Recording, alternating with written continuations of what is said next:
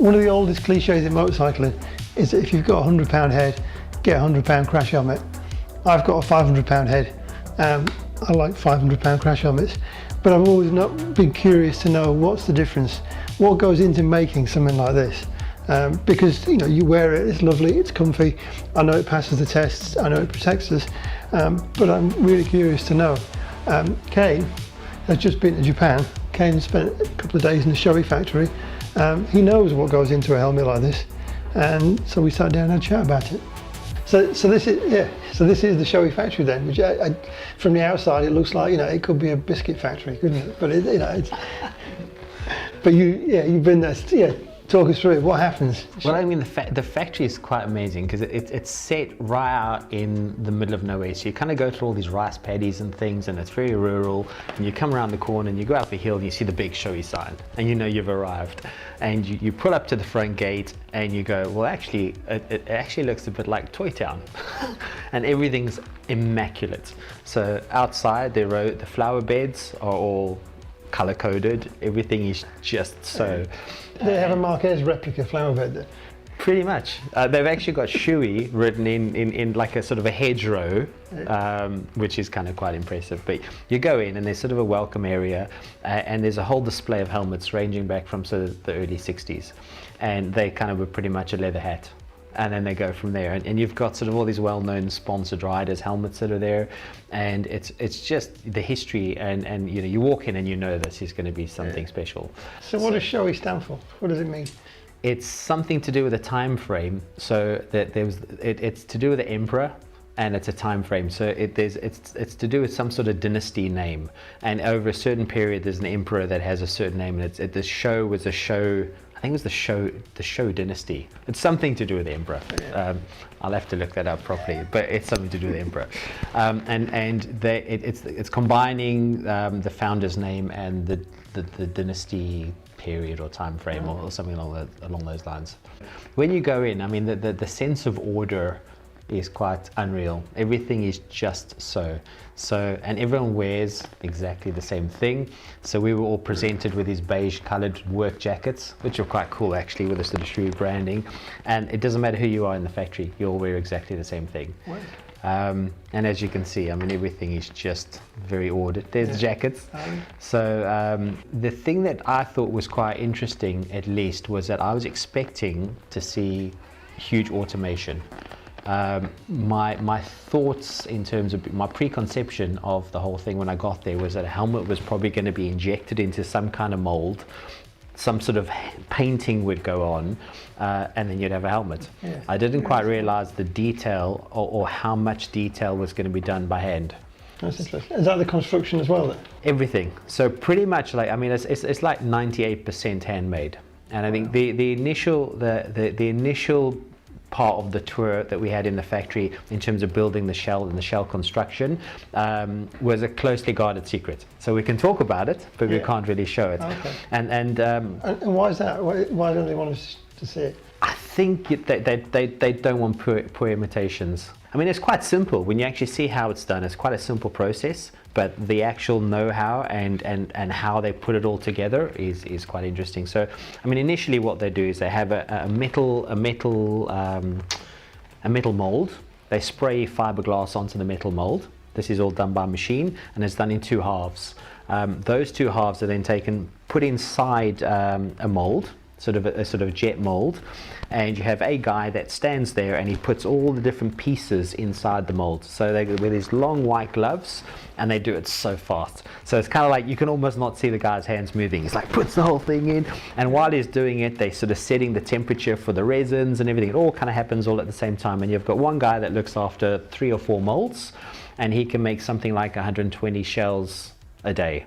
Wow. So they put the different layers in. You've got Kevlar strands, you've got different fabrics. They go inside the lining of this mold. A balloon drops down inside of this. They seal the top up and they pressure out with the balloon to set the resin, and it runs. It's something like 120 degrees, and it's in there for about 3.5 minutes. And then it comes out as a sort of ready-made shell, and you can see all the strands and the different sort of fabrics and things that have been put into the resin. Wow. So it's all done by hand. So So if they're making, because I always think of a company like Shoei or Arai, those other companies, that they make, they make thousands and thousands of helmets a day, a week. So yeah, but they're all pretty much made by hand. I think the big thing is, when you talk to Shoei, they'll say that the quality control is the big thing for them. So there's so many processes, or there's so many steps along the way in the factory that is all about quality control. And we were joking about it, saying, you look at something, it gets to the next step, the guy takes his pen out, marks it all up, says, right, you made a mistake, there's a fault there, and sends it back to the first guy. First guy looks at it, fixes it, fills it, carries, hands it, and it'll go up and down until it's correct, or they'll just bin the mold. So there is probably more time getting the quality correct and the checks correct along the way than there is almost in the construction of the helmet. So I can sort of talk you through here. So here you can sort of see the mold. So this is the fiberglass mold. So this is in the two halves, and these are all the fabrics that are placed inside. So it's like a kit. Pretty much. So you've got people who will cut the shapes. Yeah. And even watching that is quite a fine art. They've obviously done it so many times. They've got these sort of electronic cutters, and they do it all by hand. So you would expect it to be a big sheet and all sort of stamped out, but it's all still physically cut by hand. The same way as the decals and the coloring, it's all cut out by hand first. So each step of the process in the factory has got someone doing something, preparing it for someone else. Wow. Essentially, once you've got that shell, the shell then goes into a laser cutter. And that is obviously done by machine. It takes about 2 minutes to laser cut. So from that initial shell, it all gets laser cut, and then it gets passed through to quality control. So you can see here, these are the shells that have been laser cut already. And then they sand everything by hand, so they get the smoothest finish that they can. And then once they've done that, they will then go through this whole, so the start of this quality control process. So you can see here they're sort of sanding them all by hand. Once it's all been sanded, you can see that it's all being filled in now. So you'll have someone that will go look at the shell and then mark up on the shell where the little fine bits are that need to be filled in. Okay. This guy here is obviously filling those in. So is this to get like a uniform thickness then across the... All the way through. Right point. So and they check the thickness with a caliper. So they essentially take the mold. They've got two sort of roller balls with a caliper meter, and they drop the shell into that, and they move the helmet around on the two balls, and it gives a reading all the way through. And then at each one of these quality control steps, they put a sticker inside the shell. So this person looks at it, they check, they go, right, it's whatever the tolerance is, and it's the correct thickness. They then check that, and then they put the sticker on. And if anything is slightly untoward, they then send it back to get that redone. Yeah. And is it a uniform thickness all the way across the shell, or are some bits of it thicker than others for the testing and impact points? Some bits are thicker than others, and so the more vulnerable parts of the helmet, they put extra protection in. So they don't want the shell to be completely rigid, because if the shell is completely rigid, then it doesn't move, and then the shock that goes through to the head is a higher shock. So around the face and around the top of the head and around the front of the face, it's a bit more vulnerable. So they put more Kevlar lining across the top. There's a strip that goes across the top, and they also put different strengths and different thicknesses in based on the country or the region and the testing. So certain countries have got testing, and they test in different regions of the helmet, and they've got different criteria. So the European market have a certain test criteria, and they will reinforce those sections of the helmet that need reinforcing. Yeah, so if I were going to buy a helmet online and I saw it it was a different region, or you've got to be careful, I guess. You've got to be careful if you're buying a helmet online, you know what you're getting, because the one that you get for a European helmet may not be the same spec as perhaps different parts of the world. It won't be the same spec. So so the testing that obviously we've accepted for our helmets is of a certain standard, if you like, and all of our helmets meet their criteria. So they take 5 helmets out of every 3,000 helmets, and they test them to destruction. Yeah. So, and they just pull them randomly off the line, and they test those, and essentially, if any of those fail, then they go back to the drawing board. They've got a secret R&D department, so we weren't allowed in there either.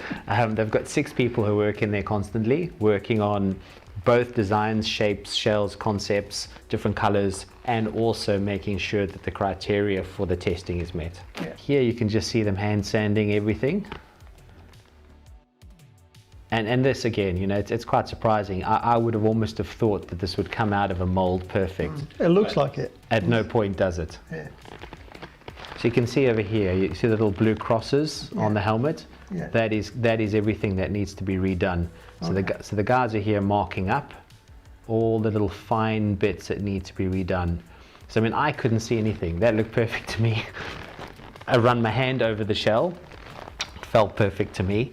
But as you can see, I mean, this guy is really marking up his helmet right to be sent back, which is why you know. I mean, we were joking about it. We were saying like if it had been in a European factory, there'd probably been a riot, because after being sent back 3 times, the guy'd be like, "There's nothing wrong with this. Just put it through." It's interesting though, isn't it? That mix of, so you know, on the one hand, there's a technical thing with the, like you say, with the verniers that measured it, but then also there's another visual inspection. And these guys obviously, you know, because they do it day in, day out, they can look at a helmet and see the flaws instantly. Yeah, I mean, so you've got, you know, you've got the, you know, the caliper vernier type testing initially, and then you can see here, moving on from that, they take the shell and they put it over a bright light, and they move the helmet over the light to see if there's any sort of thinner bits, which would obviously reflect through the light. Yeah. And again, all by hand. You know, so that every single shell gets put on the light, it gets all moved over again, it then goes back to be filled in again, and then marked up again, and then it comes back to the light. And only when they're really happy that it meets their particular standard does it get the sticker to then move on to the next level. So you can see here, you know, they're checking with the light. So every single shell gets checked by light. So then once everything's been checked, there's some sort of baking process that takes place. And then they move the helmets through to their first base layer of paint. So essentially it's like putting a primer on the shells. The paint room was really quite interesting. It looks very much like a paint room that you'd see in a custom car paint shop. Everything's completely sterile. Everyone's sort of wearing what look like nuclear armament suits. The helmets go in, they get put onto a sort of circular mount, and they spin, and as they spin, the paint jets just spray the paint on. So you've got the technicians that are moving over, and they're mixing paints, and they're putting the thinners in, and so they're doing this sort of almost in a sort of organic way. So as it's being painted, they're mixing the paints, and they're changing colors and everything. And so I think I'd always thought that the helmets were painted, you know, but all the helmets are done with a base color. Yeah. Whatever the base color is, and then from the base color you then move on to sort of the whole water decal thing. But initially, you know, the run goes through whether it be white or black or red or whatever it is. Here you can sort of see all of the base colored helmets. You've got the silver here, and you've got the blacks and the whites. Once that's all been checked, what they do is the helmets then have a mask put over them. The shell has a mask, and little tiny dots are placed all over the shell, and the dots are the markers for the water decals. Okay. So some of these, as you can see here, are done robotically in terms of putting the dots on based on the model. Some are done by hand. So there were guys sitting with a shell, putting a physical mask over, and by hand were marking all the little tiny dots on the shells. If there are any components that need to be added to the helmets, so some you have, you know, peaks and bits and pieces. These are also all handmade. All the decals and designs and things are done by hand on these. So you have these large racks with all the tiny little components. So all the components come from local companies that are based. So you'll have here, you know, the factory obviously combine and put the shells together and all the other bits, but they've got companies that make all the tiny little vents and things for them locally. They all come in and then they get ready for being hand assembled. So here you can see me with a lot of help putting or trying to put the water decals on. So I went for quite a complex design, and what happens is you have these long sort of bays, they almost look like photographic troughs, you spray water with soapy water onto the shell, and then you get your water decal and you place it on the helmet, and you try and line up these tiny little dots with your decal. And once you've kind of lined it all up, you have a squeegee and you squeeze all the water out from underneath. And then once you've done that again and again and again, then you get moved out the way, and the person who does it full time does it properly for you. So on a more simple helmet, it takes 14 minutes to get all the water decals put on. Yeah. On a more complex one like this, it takes 45 minutes. Wow, that's a long time for one helmet on a production line. Completely, and when I say 45 minutes, I mean it took me 45 minutes to put one on, right? But if you are doing this as these people are in the factories, they're moving so fast, you can't see, it actually looks like the hands have been sped up on camera. It's mesmerizing. You're sitting there and you're watching the hands go and the move, and you're just like, how do you do that quickly? I mean, it's just unbelievable. I could watch it all day. Completely. And even building up to doing the decals, exactly the same thing. You know, you've got someone that cuts all the decals out. The decals all have a 6-month shelf life, and it's actual paint on the water decal. So once the decal's been placed in the correct position on the helmet and it's all been dried and baked off, they then decide whether it's going to be a gloss or a matte finish, and the outside of the decal then gets sanded off, leaving just the paint, and then again it goes back to the paint shop to get the finish over that. It's like your worst nightmare ethics kit, isn't it? Yeah, I mean, I thought I was doing a good job, and where I kind of was lining the little holes up, I was like, yeah, look, it looks great. And then the lady was like, no. And she actually just tore the whole decal off and said, start over again. So I thought I was doing a good job, but clearly not. And as you can see, she's just like, line it up. I was like, it is lined up, but it wasn't. So how many decals are there on that, will make up that design then? There's one on the front, 2 on the side, 1 on the back, and 3 across the top. Once we'd kind of got ours all set in place, we were able to write some sort of graphic or, customize what we'd done. And then we all got the ladies who had helped us with this very patiently to sign their names on the back of the helmet, making it sort of quite bespoke and quite special to all of us. So I thought my little vents at the top were going to be clear, so I wrote stupidly across the top of the helmet. So now I've got like half a word, but it was great fun doing it. Once the water decals have actually gone on, it then goes through to checking that. So it goes through another quality control process, and they have these big banks of paints, and you have staff standing there with these tiny fine little paint brushes, and they will hand color in the water decal before it moves on, so that the finest little dot gets painted in by hand. So they're literally hand touching in each tiny little bit, so you can see all the colors correspond to the decal that they're working on for that particular helmet.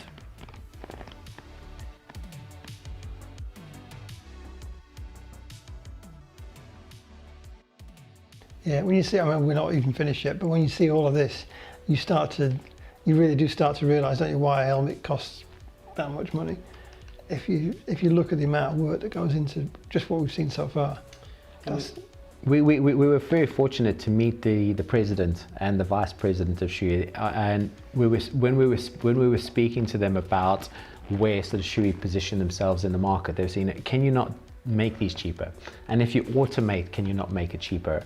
And their feeling was that they didn't think it would be cheaper if they automated, and they also felt that their quality might be compromised if any of those steps were missed out along the way. And when you sort of see the amount of detail that goes into this, I mean, they say they position themselves in the market as helmets over $500, and so they see themselves very much as a premium quality product that's safe, but also, you can see the amount of work that goes into this. So it's. Yeah. So when you get a chump like me who just likes to wear a white one, the guys in the factory must be going, just let us show you what we can do. for an extra 45 minutes, we can go crazy. So I mean, you can see here again, this is again, the guys have hand touched in all the bits of paint.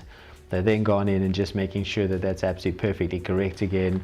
And then if there's anything that needs touching up or mending, they do that at this point. And these are models that we don't see in England, so they do different colour schemes. Yeah, again for different markets. And what I found quite interesting also was that they actually do the drilling of the holes and the attachments for the fitting once the paint's already done.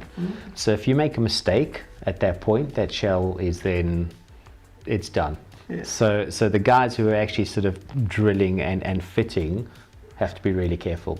So you'd almost assume that all the hole drilling would be done previous to all the paint work, but it's not. So once you've kind of got the shell done and the decals are all in place, you then kind of move into the part of the factory where they actually do all the assembly. And this is the most mesmerizing part of the factory. So every tiny little screw is done by hand. All the gluing is done by hand. I mean, for me, when I wash the inside of my helmet, taking the chin pads out and putting them in the wash, it takes me half an hour to put them back in and find the little clips to get it back in. These guys can assemble a whole thing like in what seems like seconds. So all the linings are hand glued, all the screws are done by hand. And so you'll see here, as you go through, the guys drilling all the holes here for the vents. And they make their own tools. So what I thought was really clever, you can see over here, you've got a roll of sellotape that they've fashioned into a tool. So it gives the pressure, but it doesn't damage the shell. Oh, yeah. These tiny screws. I mean, you could just about see them. And some of the models have got like 25 screws. And you can see each one's drilled by hand. Each screw is lifted by hand and inserted one by one. Yeah, so this is to fit the vents and the visor mechanism. Yes. And I guess the strap at some point. That won't be a screw, but that's it. Yeah, the strap is done by machine, which you'll see, also by hand, but there's a machine. And this is also really interesting. So depending on what was actually happening on the production line, everyone wore white gloves, and they had certain fingers cut out on the gloves, depending on which ones they needed to do. So everyone wore the white gloves, but if you were doing something that needed these two fingers, they would be cut out. If you needed this finger, that would be cut out. So that was quite interesting. And so all the quality control stickers are all stuck on the inside of the shell. So when the EPS and the liners are all inserted in the helmet, you don't see that anymore because those get glued in, but they're all there. So the whole history of the helmet is all sitting on the inside. I mean, that is super fast, right? So that's like a glue gun, just going on the inside of the rubber liner. One of the interesting facts that we learned inside the factory was that the guys who insert the EPS liner are the ones that get paid the most, because it's so physical, and because you're physically pushing the EPS liner in with your arm, that arm gets more developed than the other. So all the guys with one bigger arm are the EPS guys. So you can see here, glue gets inserted in the shell, they get physically forced in. And you can see the process here. I mean, it has to be perfect. You only get one shot with the glue. And then the same guy then assembles all the other inner parts of the helmet. And you'll see now the strap process.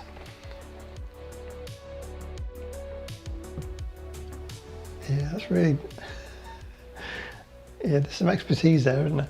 Very, very precise and very fast. Yeah, when you kind of looking at a crash helmet, you're just never aware of how everything's lined up and everything. It's perfect, isn't it? You just assume that it's easy, and that not that it's done by hand. No, completely. So you see, so the strap fastening is all done by hand. I mean, watching these guys fasten the helmet. I mean, you can see here once it all goes in. I don't think I'll ever be able to fasten a helmet that quick. I mean, it takes me half an hour literally to clip the cheek pads in, and these guys are assembling the whole thing in like a minute. So once all the whole EPS is in, and it's done up that quickly, it then gets moved on to the sort of checking the visor mechanism. So with the visor mechanism as well, the whole thing gets checked, the screws all get checked, a test visor goes on, it gets open and shut, that gets taken off, and then your visor gets placed on. And just popping the helmet in the box, I mean, they just hit the box, box pops up, gets thrown in the box, and it gets lined up. Takes me longer to just open the box. To look at it, you would never have thought that all this is done by hand. And you know, and the little sellotape tool, it's just really cool. So you see here now they're starting to check the visors. Yeah. I mean, that's quick, right? In a tiny screw that you can just about see. Then from here, I mean, in Japan they've got a really quite an interesting sort of retail experience. They've got a flagship store, and which is powered by Shoei. So moving from here, you know, into the store, they do a lot of R&D in the store as well. Yeah. So they go and they'll talk to people, and they'll be like, so, you know, what do you think? They'll check the fit and all this sort of thing before it gets moved out into the wider world, if you like. So that's it. So, you know, all the behind the scenes that you see, it really completely opened my eyes to the whole thing. I was convinced that, I guess a little bit the same way as I was convinced the tire was just pressed into a mold. Yeah. The amount of work that goes into each of these helmets is just incredible. And you know, there's a couple of tiny processes that are automated, but ultimately it's a handmade product. Yeah, I think it's fascinating because I'm at the risk. I know this is risk of this sounding like some kind of showy commercial, but I in the time we've taken to watch this, I've now gone from thinking, I don't understand how they can charge 500 quid for a helmet, to thinking, I don't understand how they can only charge 500. When you look at the amount of work that's gone into that, never mind all the R&D and all the stuff that goes in beforehand, you know, from that kit initially, that kit of several parts, to that finished item in a box, there's a lot of work there. And I mean, the setup in the factory, you know, to set up the automated sections, the investment is huge. Yeah. It is absolutely vast, and everything is very sensitive. So Japan, obviously being earthquake capital of the world, when things happen there, all of these machines get knocked out of sync. So the last earthquake they had, the factory was down for a number of days, which cost them a lot of money, and every machine needed to be recalibrated. Yeah. And the investment's huge. So you know, as part of the whole sort of R&D thing, you know, we'll talk a bit about the testing and everything else, but the wind tunnel that they've built to check the aerodynamics and the yaw and the drag and all these sorts of things cost them 3 million to build the wind tunnel, and that's just to see how, you know, yeah, to see how the helmet acts. But the research and the development and the amount of work that goes on in the background is quite intense, and to work at that capacity all day, every day, is amazing. You know, putting those little screws in all day. I mean, when we met with the president of the company, we were talking about these fine little dots and things on the helmets and how we probably might have missed that. And jokingly he said, well, you guys wouldn't last 2 days in my factory. He goes, you'll be fired. There's no way. So we might find your job sweeping the floor, but you're not going to be putting screws in any of my helmets in the factory. So having seen all that back, I think now, I'm now thinking these things are not only worth 500 quid, but having seen the work that goes into them, having seen the kind of the R&D and the design and the testing, actually 500 quid seems pretty cheap. Even more so for the Yorkshireman like me who'll buy the plain ones, because the plain ones are only 450 quid. That did sound like an advert, didn't it?